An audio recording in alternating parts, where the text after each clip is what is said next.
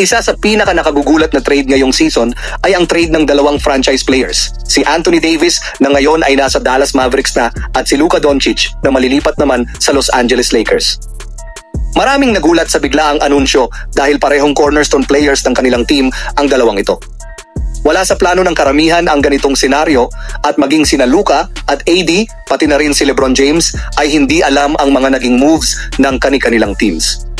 Ayon sa source, isa sa mga dahilan ng Lakers kung bakit nila tinanggap ang trade ay ang concern nila sa durability ni Anthony Davis. Sa edad na 32 years old, hindi na nila nakikita si Davis bilang pangmatagalang pundasyon ng kanilang team. Naghahanda na rin sila para sa future, lalo na sa posibleng pagre-retiro ni LeBron. Samantala, sa panig ng Dallas, tila may pag-aalinlangan naman ang kanilang front office pagdating sa kalusugan ni Luka Doncic. Dahil dito, mas pinili nilang kumuha ng isang defensive powerhouse sa katauhan ni Davis kaysa kay Doncic na malakas nga sa offense, ngunit mahina naman ito sa depensa at prone na rin ito sa mga injury. At naniniwala rin ang Dallas na defense wins championship. Kung titingnan sa papel, mukhang mas lugi ang Lakers sa trade na ito. Hindi lang si Davis ang nawala sa kanila, kundi pati ang batang two-way player na si Max Christie. Malaking kawalan ito dahil may kakayahan siya sa offense, shooting at depensa, mga aspetong kailangan ng Lakers sa kanilang sistema. Ngunit kung susuriin, tila isinakripisyo ng Lakers ang kanilang recent na lineup upang paghandaan ang future ng team.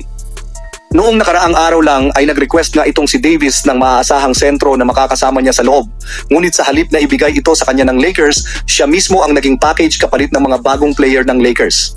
Sa halip, kinuha ng Lakers si Maxi Kleber bilang kapalit upang punan ang iniwan ni Davis na posisyon. Sa pagkawala ni Anthony Davis sa Lakers, nagkaroon ng matinding pressure sa front office ng Lakers upang humanap ng isa pang big man upang punan ang nawalang pwesto ni Davis sa depensa. Isa sa mga posibleng hakbang sa kanilang gagawin ay ang paggamit kay Dalton Kinnick upang makuha si Walker Kessler mula sa Utah Jazz.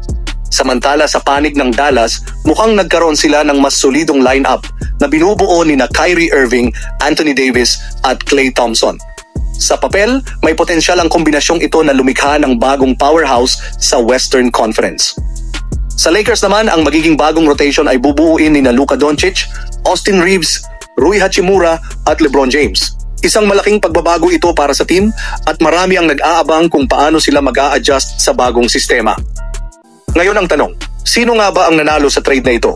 Naging tamang desisyon ba para sa Lakers na ipalit si Davis kay Doncic? O mas panalo ang Dallas sa pagdagdag nila ng isang elite defender sa kanilang roster? Abangan natin sa mga susunod na game kung paano magbabago ang takbo ng kanilang season.